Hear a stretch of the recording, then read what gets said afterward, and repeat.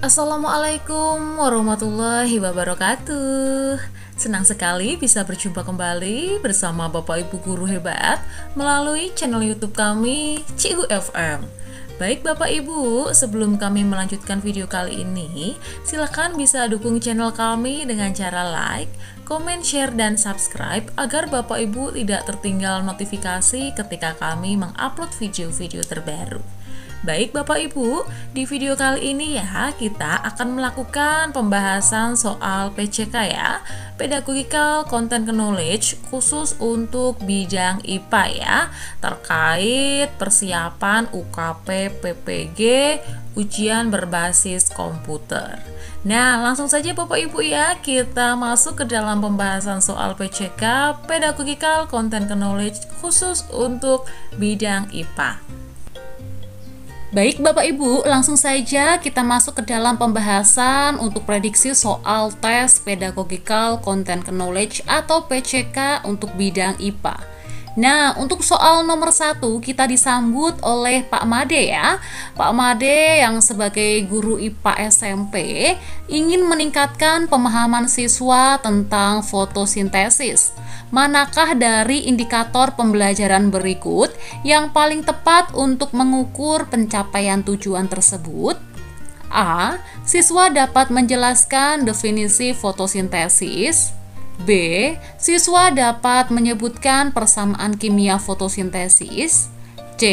Siswa dapat mengidentifikasi organel sel yang terlibat dalam fotosintesis. D. Siswa dapat merancang percobaan untuk menyelidiki pengaruh faktor lingkungan terhadap laju fotosintesis. E. Siswa dapat mendiskusikan implikasi fotosintesis bagi kehidupan di bumi. Baik, kira-kira yang mana Bapak Ibu untuk jawaban nomor 1?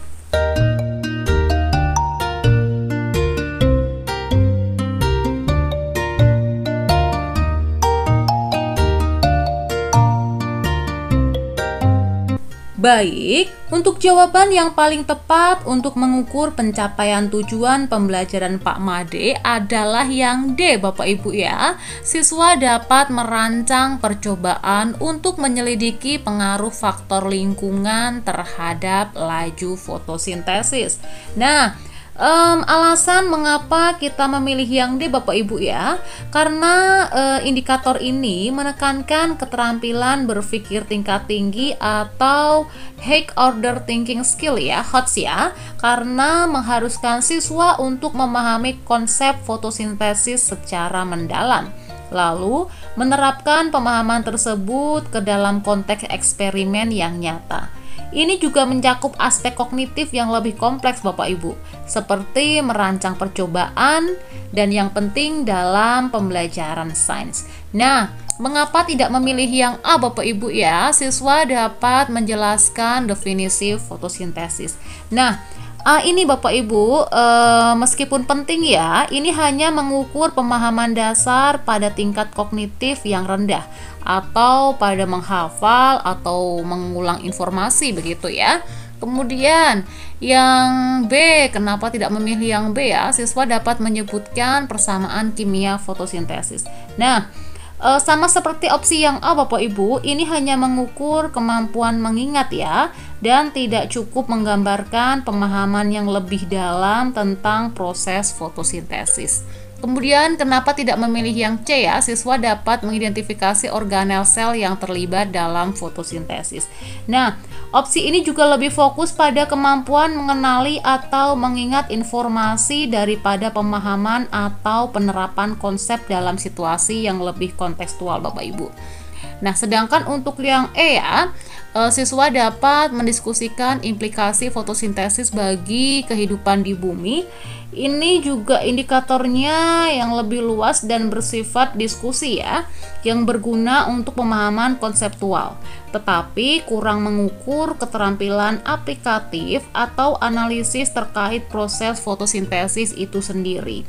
Jadi, di sini opsi yang D ini Bapak Ibu adalah yang paling komprehensif ya dalam mengukur keterampilan analisis, aplikasi, dan evaluasi yang diperlukan dalam pembelajaran sains berbasis eksperimen. Jadi yang paling tepat adalah memang yang D Bapak Ibu ya. Baik, kita lanjutkan untuk soal nomor 2 dengan Bu Mira Bapak Ibu ya. Baik, Ibu Mira sedang mempersiapkan materi SMP tentang sistem tata surya. Bu Mira ingin mendorong siswa untuk mengembangkan pemahaman mereka tentang skala dan jarak antar planet. Manakah dari kegiatan berikut yang paling tepat untuk mencapai tujuan ini? A. Meminta siswa membuat model tata surya dari bahan-bahan sederhana. B. Menunjukkan video animasi tentang pergerakan planet-planet. C. Meminta siswa menghitung jarak antar planet berdasarkan data astronomi. D. Mengundang seorang astronom untuk berbicara dengan kelas tentang penelitian mereka. Atau E. Mengadakan simulasi di mana siswa berperan sebagai planet yang berbeda dan bergerak mengelilingi matahari. Jadi kira-kira yang mana Bapak Ibu untuk pilihan jawaban nomor 2?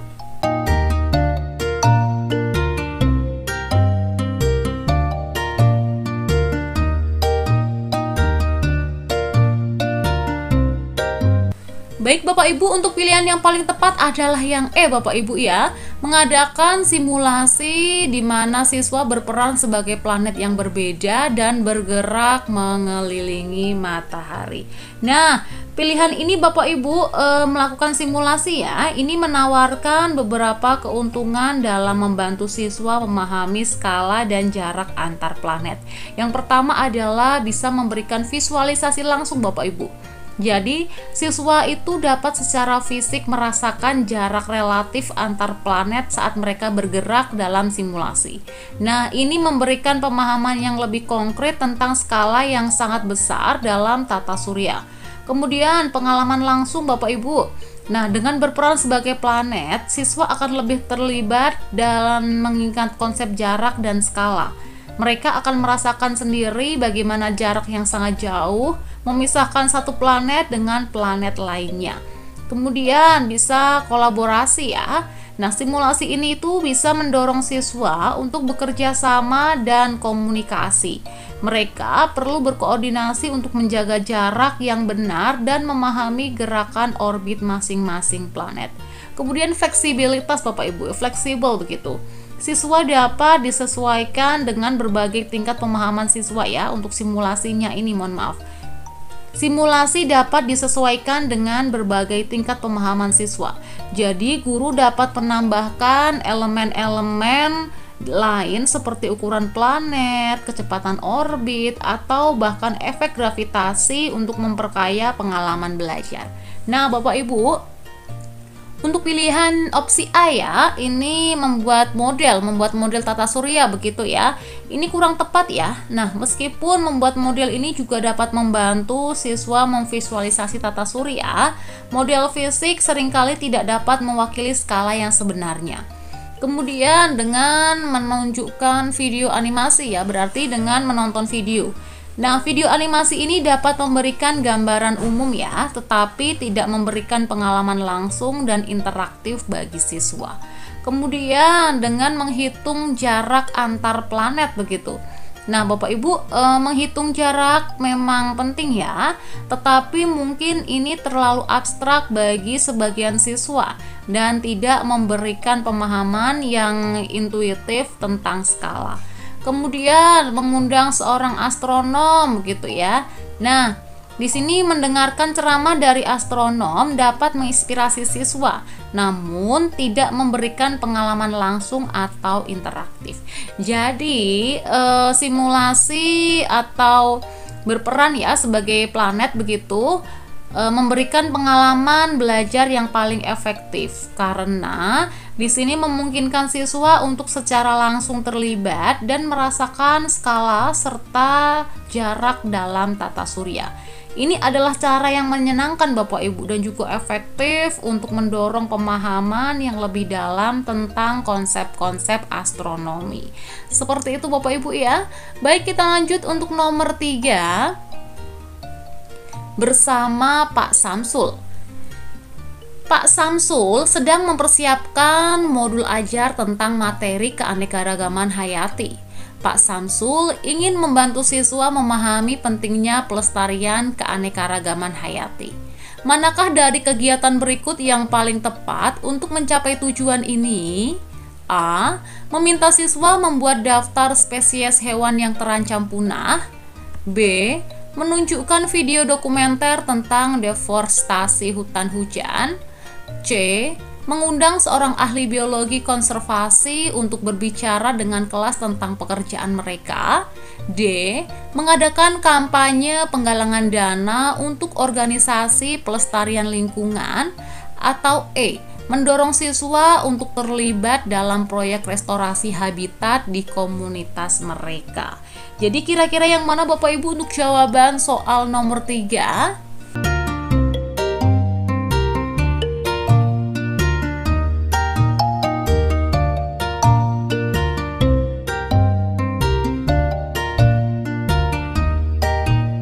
Baik, jawabannya adalah yang D Bapak Ibu ya. Mendorong siswa untuk terlibat dalam proyek restorasi habitat di komunitas mereka.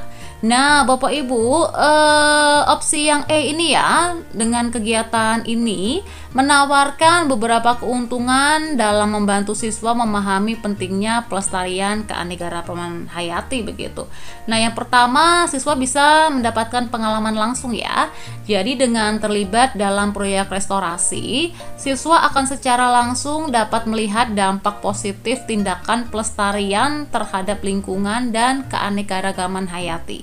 Kemudian bisa mendapatkan pemahaman yang lebih dalam ya, karena dengan terlibat langsung siswa akan lebih memahami kompleksitas masalah lingkungan dan tantangan yang dihadapi dalam upaya pelestarian. Kemudian ya, bisa mendapatkan keterampilan praktis ya. Di sini siswa akan belajar keterampilan praktis seperti menanam, merawat tanaman, dan mengidentifikasi spesies. Kemudian juga bisa keterlibatan aktif ya, secara nyata, secara langsung begitu. Jadi siswa tidak hanya menjadi penonton, tetapi juga berperan aktif dalam upaya pelestarian. Ini akan meningkatkan rasa memiliki dan tanggung jawab mereka terhadap lingkungan. Nah, mengapa tidak memilih opsi yang A Bapak Ibu ya, meminta siswa membuat daftar spesies hewan yang terancam punah. Nah, kegiatan ini hanya memberikan informasi ya Bapak Ibu ya, tetapi tidak mendorong untuk aksi nyatanya. Kemudian opsi B menunjukkan video dokumenter tentang deforestasi hutan hujan. Nah, video memang dapat memberikan gambaran umum ya, tetapi tidak memberikan pengalaman secara langsung dan keterlibatan siswa. Kemudian mengundang seorang ahli begitu ya. Nah, mendengarkan ceramah dari ahli memang dapat menginspirasi Bapak Ibu ya, tetapi tidak memberikan kesempatan bagi siswa untuk bertindak. Kemudian opsi yang D ya, dengan melakukan penggalangan dana begitu. Nah, menggalang dana ini memang penting, tetapi tidak memberikan pengalaman secara langsung dalam pelestariannya.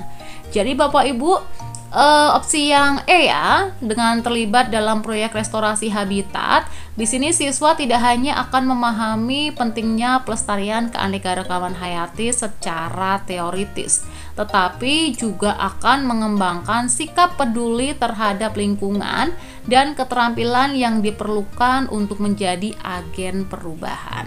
Seperti itu Bapak Ibu ya, untuk jawaban penjelasan untuk soal nomor 3 ya. Nah, kemudian lanjut soal nomor 4. Pak Ridwan sebagai guru SMP ingin mengembangkan keterampilan berpikir ilmiah peserta didik. Manakah dari strategi pengajaran berikut yang paling tepat untuk mencapai tujuan ini? A. Memberikan ceramah tentang metodologi ilmiah. B. Meminta siswa mengikuti prosedur laboratorium yang telah ditentukan. C. Mendorong siswa untuk mengajukan pertanyaan dan merumuskan hipotesis mereka sendiri. D. Meminta siswa untuk menganalisis data dan menarik kesimpulan dari eksperimen. Atau E. Mendorong siswa untuk mengkomunikasikan hasil penelitian mereka secara efektif. Jadi kira-kira yang mana Bapak Ibu untuk jawaban nomor 4?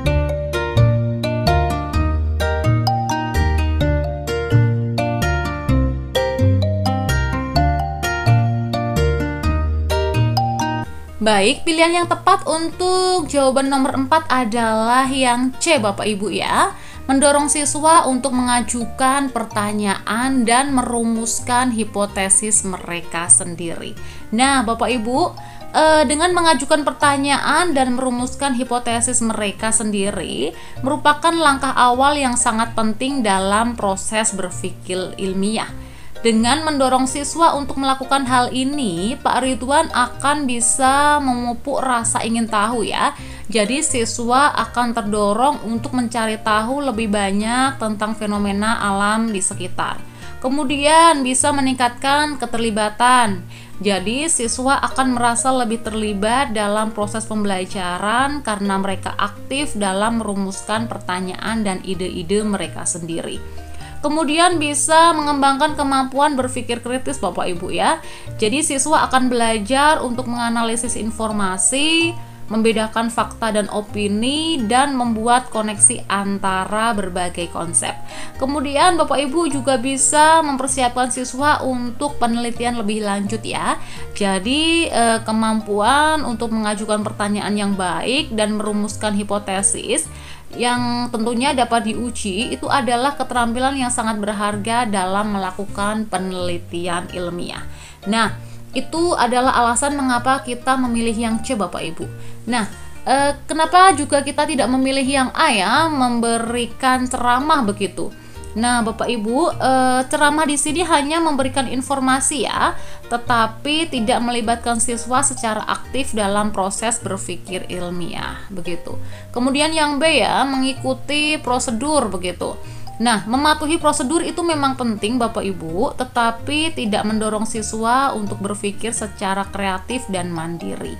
Kemudian meminta siswa untuk menganalisis data ya, menganalisis data begitu. Nah, untuk analisis data itu juga hal yang penting ya, langkah penting begitu. Tetapi siswa juga perlu memiliki pertanyaan dan hipotesis yang jelas terlebih dahulu. Kemudian mengkomunikasikan hasil ya. Untuk komunikasi adalah hal yang penting juga Bapak Ibu. Tetapi siswa juga perlu memiliki data dan kesimpulan yang kuat terlebih dahulu begitu. Jadi kesimpulannya bahwasanya dengan mendorong siswa untuk mengajukan pertanyaan dan merumuskan hipotesis, di sini Pak Ridwan akan membantu mereka mengembangkan keterampilan berpikir ilmiah yang komprehensif. Mulai dari merumuskan pertanyaan, kemudian merancang eksperimen, menganalisis data, hingga menarik kesimpulan dan mengkomunikasikan hasil. Jadi yang C adalah yang paling tepat.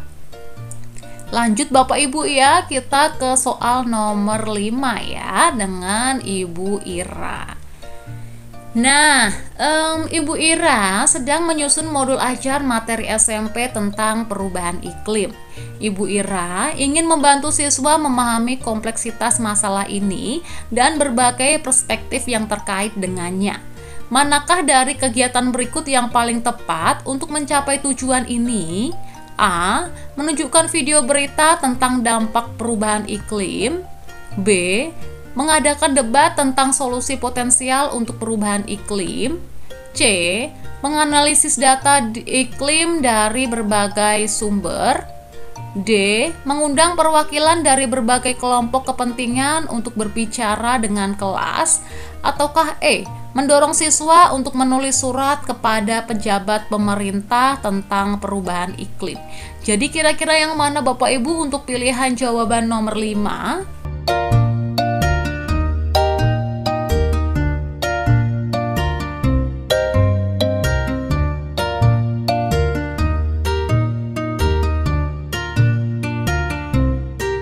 Baik, jawaban yang tepat adalah yang D Bapak Ibu ya. Mengundang perwakilan dari berbagai kelompok kepentingan untuk berbicara dengan kelas.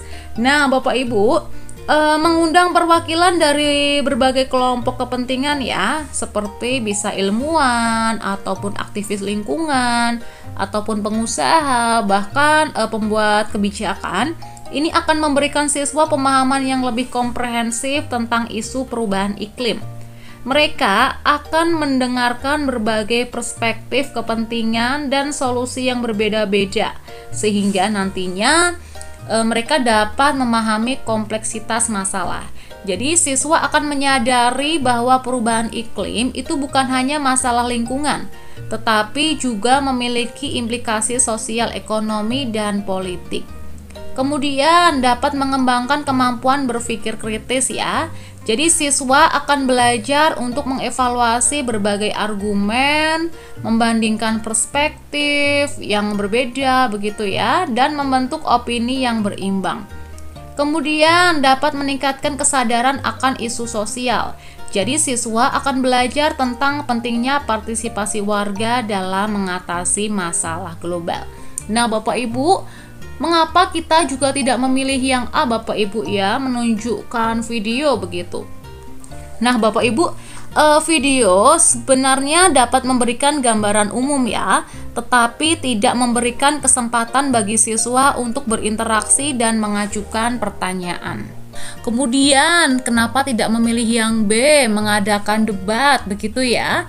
Nah, debat di sini juga dapat meningkatkan kemampuan berbicara, tetapi mungkin tidak memberikan pemahaman yang mendalam tentang berbagai perspektif.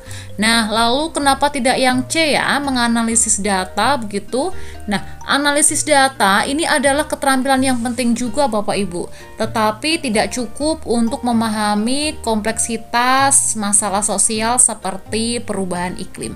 Nah, kemudian juga menulis surat ya, menulis surat begitu kepada pejabat pemerintah ya. Nah, menulis surat ini adalah tindakan yang baik ya, tetapi tidak memberikan kesempatan bagi siswa untuk belajar dari berbagai perspektif begitu. Jadi kesimpulannya bahwasanya pilihan yang D ini ya, dengan mengundang perwakilan dari berbagai kelompok kepentingan, Bu Ira dapat menciptakan pengalaman belajar yang kaya dan bermakna bagi siswa. Mereka akan lebih siap untuk menghadapi tantangan perubahan iklim di masa depan dan menjadi warga negara yang bertanggung jawab. Seperti itu Bapak Ibu ya untuk pilihan jawaban nomor 5. Baik, kita lanjut ke soal nomor 6 ya. Baik, soal nomor 6. Modul ajar yang dibuat oleh guru IPA membahas materi tentang fotosintesis. Analisis struktur materi ajar tersebut menunjukkan urutan penyajian konsep yang logis dan jelas dengan keterkaitan antar konsep yang kuat. Manakah dari pernyataan berikut yang paling tepat menjelaskan implikasi positif struktur materi ajar tersebut bagi proses pembelajaran siswa? A. Siswa akan lebih mudah memahami konsep fotosintesis secara keseluruhan. B. Siswa akan lebih termotivasi untuk mempelajari materi fotosintesis. C. Siswa akan lebih mampu menerapkan konsep fotosintesis dalam kehidupan sehari-hari. D. Siswa akan lebih percaya diri dalam mengerjakan soal-soal latihan tentang fotosintesis. Ataukah E. Siswa akan lebih tertarik untuk mempelajari mata pelajaran IPA secara keseluruhan. Jadi kira-kira yang mana Bapak Ibu untuk jawaban soal nomor 6?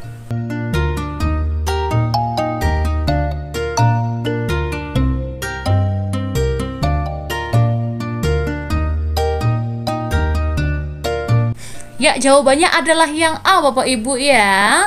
Siswa akan lebih mudah memahami konsep fotosintesis secara keseluruhan. Nah Bapak Ibu, untuk struktur materi yang logis dan jelas ya, dengan keterkaitan antar konsep yang kuat, ini akan membantu siswa dalam memahami konsep secara keseluruhan. Hal ini karena siswa dapat melihat bagaimana konsep-konsep saling terkait dan membangun satu sama lain. Nah, untuk pemahaman yang menyeluruh ini akan membuat siswa lebih mudah untuk mengingat dan menerapkan konsep dalam berbagai situasi. Nah, Bapak Ibu, untuk opsi yang B ya, siswa akan lebih termotivasi untuk mempelajari materi fotosintesis begitu ya.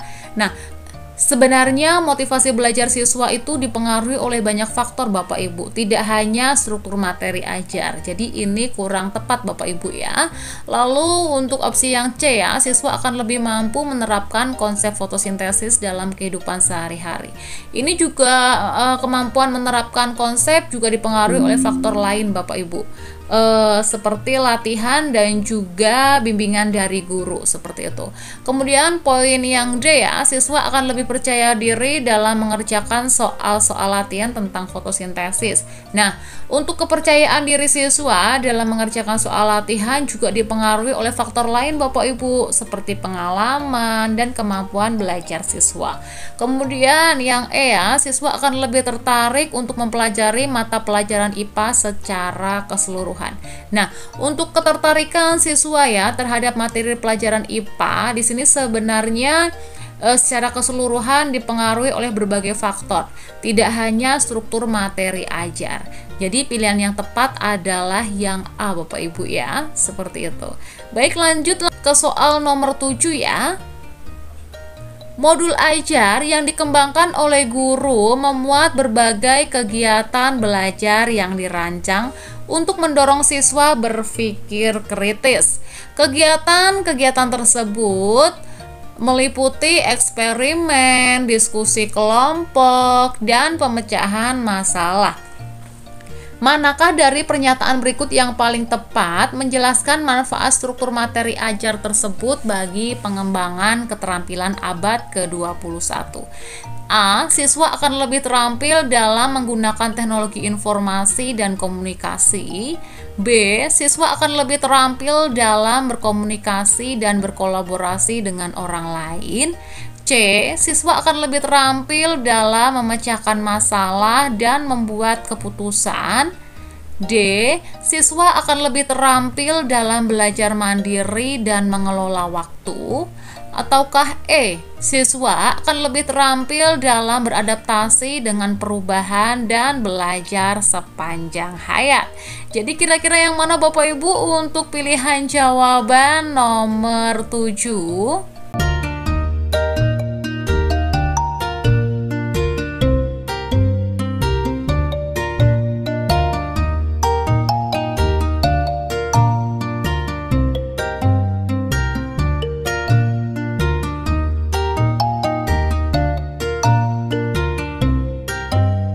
Baik, jawabannya adalah yang C Bapak Ibu ya.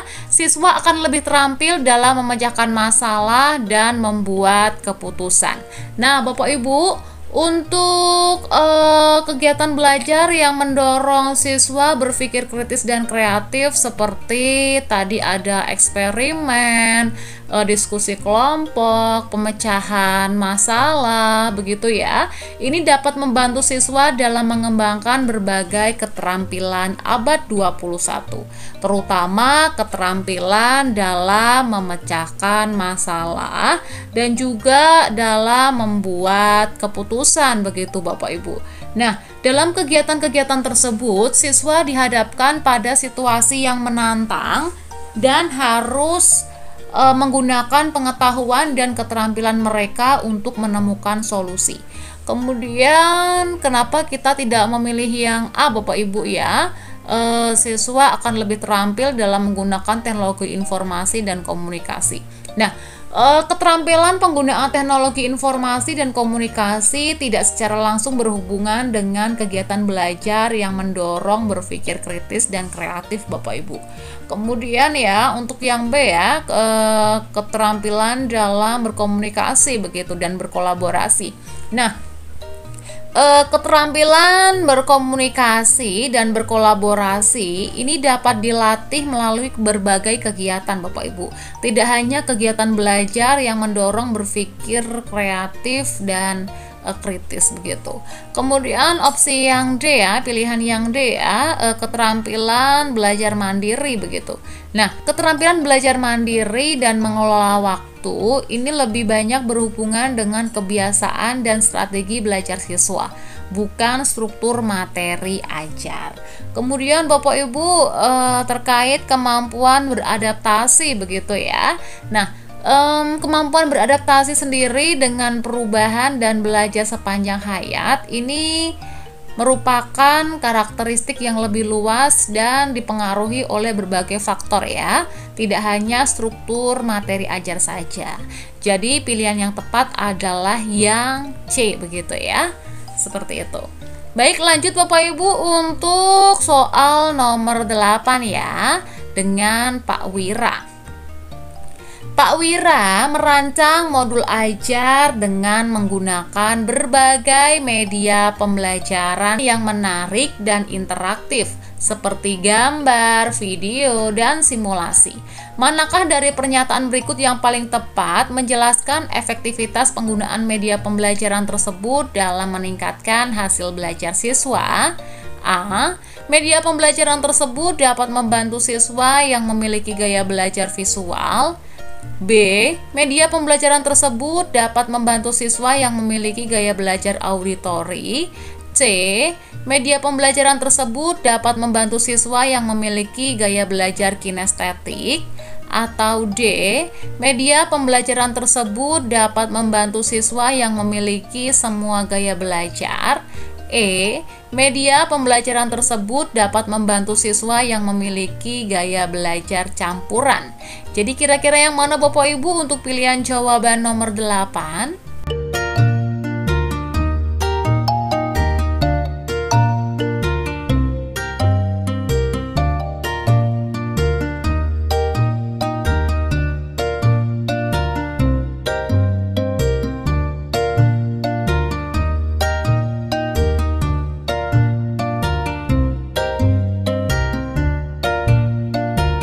Baik Bapak Ibu, untuk pilihan yang tepat adalah yang D ya. Media pembelajaran tersebut dapat membantu siswa yang memiliki semua gaya belajar. Nah, tadi untuk berbagai media pembelajaran yang menarik dan interaktif ya, yang digunakan Pak Wira tadi ada gambar, ada video, ada simulasi begitu ya. Nah, untuk penggunaan berbagai media pembelajaran ya, seperti ada tadi gambar, video, simulasi dalam satu modul ajar, ini merupakan strategi yang sangat efektif Bapak Ibu, karena ini dapat menjangkau berbagai gaya belajar. Jadi di sini setiap individu itu kan memiliki gaya belajar yang berbeda-beda ya. Ada yang lebih mudah memahami konsep melalui visual, bisa lewat gambar atau diagram. Kemudian ada yang lebih baik dengan penjelasan lewat lisan atau video, dan ada yang lebih suka belajar dengan melakukan simulasi begitu. Dan dengan menghadirkan beragam media, modul ajar ini mengakomodasi semua gaya belajar tersebut. Kemudian pembelajaran yang menarik dan interaktif begitu ya. Nah, variasi media di sini membuat proses belajar tidak membosankan. Siswa akan lebih termotivasi dan terlibat aktif dalam pembelajaran. Kemudian dapat memperkuat pemahaman konsep ya. Nah, setiap media di sini menyajikan sebuah informasi dari sudut pandang yang berbeda, sehingga siswa dapat memahami konsep secara lebih mendalam dan menyeluruh. Kemudian bisa meningkatkan daya ingat anak begitu Bapak Ibu, karena penggunaan berbagai indera ya, seperti penglihatan, pendengaran, kinestetik begitu ya, audio, visual, kinestetik dalam proses belajar akan membantu siswa itu mengingat informasi lebih lama.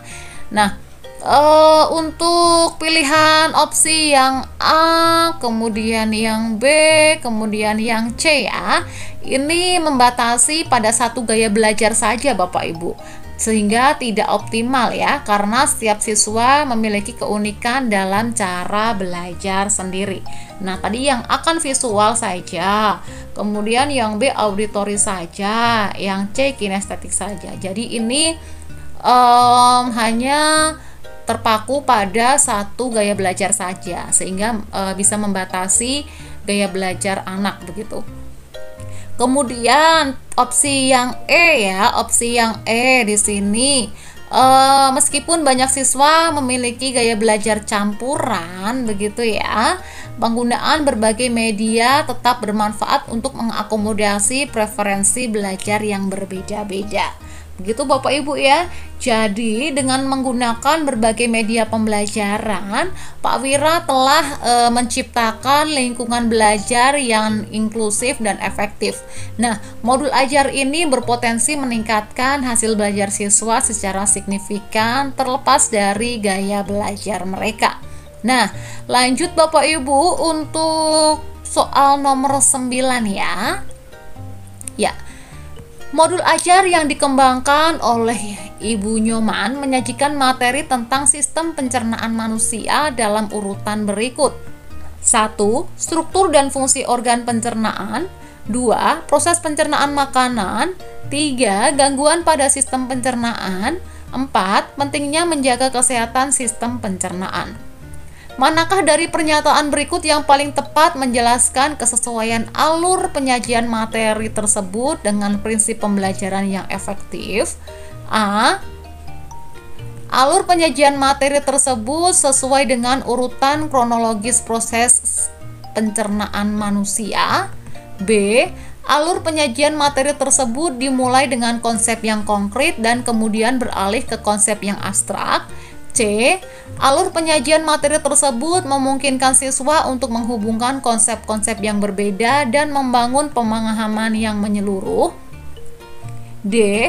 Alur penyajian materi tersebut membantu siswa untuk menerapkan pengetahuan mereka dalam kehidupan sehari-hari. Ataukah E. Alur penyajian materi tersebut memotivasi siswa untuk mempelajari materi selanjutnya. Jadi kira-kira yang mana Bapak Ibu untuk pilihan jawaban nomor 9?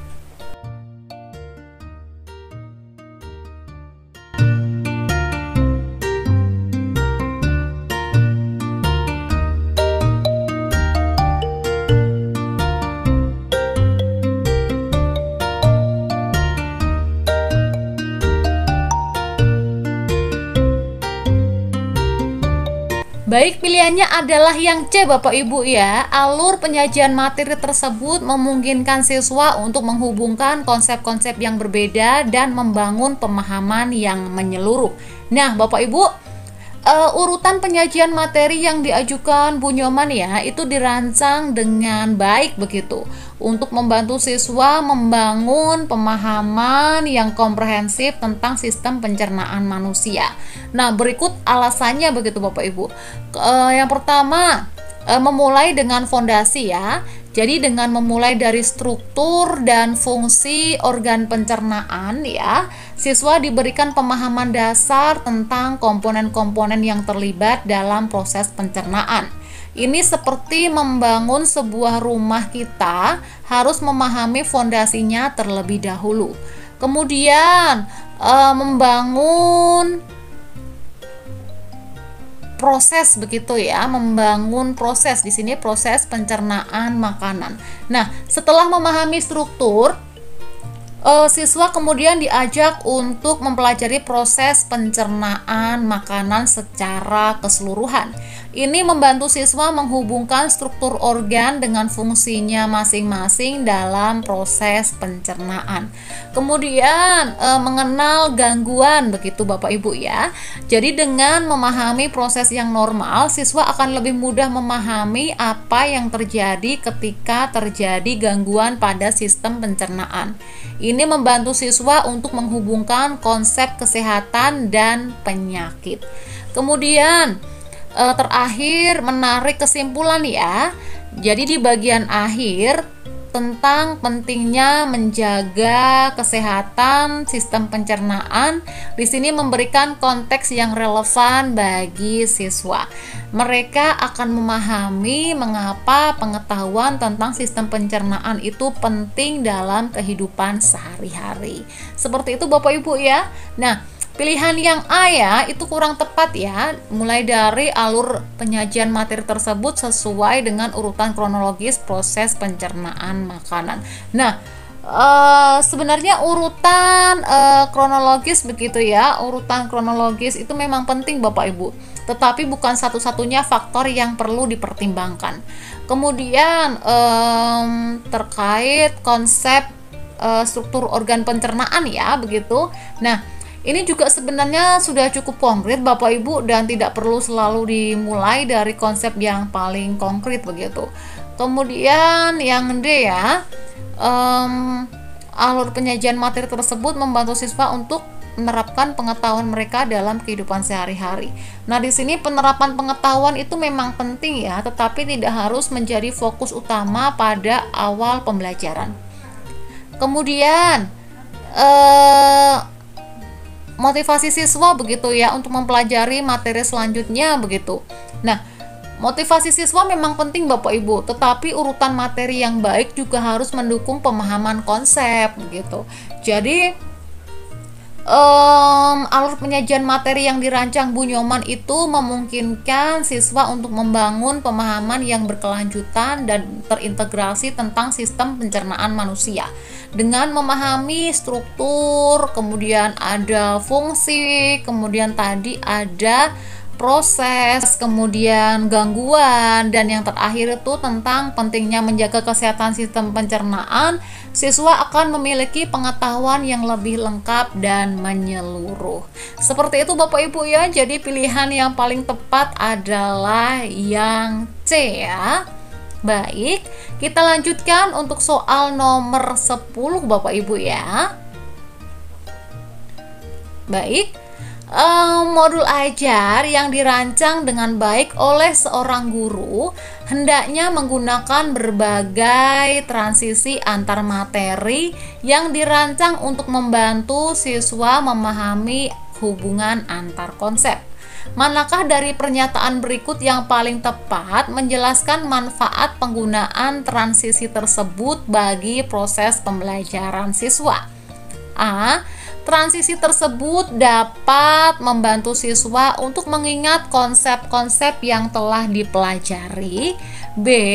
Transisi tersebut dapat membantu siswa untuk memahami perbedaan antar konsep. C. Transisi tersebut dapat membantu siswa untuk melihat hubungan antar konsep dan membangun pemahaman yang menyeluruh. D.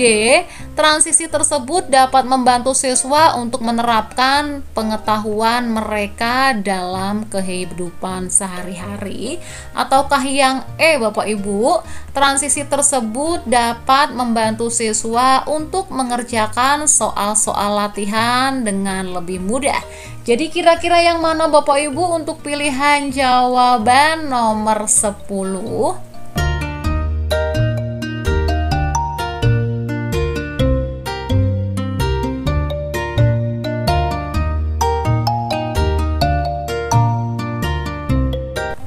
Baik Bapak Ibu, untuk pilihan yang tepat adalah yang C ya. Transisi tersebut dapat membantu siswa untuk melihat hubungan antar konsep dan membangun pemahaman yang menyeluruh. Nah Bapak Ibu, penggunaan transisi yang baik dalam modul ajar ini memiliki peran penting dalam menghubungkan satu konsep dengan konsep lainnya. Nah, ini memungkinkan siswa itu untuk membangun kerangka berpikir begitu ya. Jadi transisi ini membantu siswa melihat bagaimana konsep-konsep saling terkait dan membentuk suatu keseluruhan yang koheren.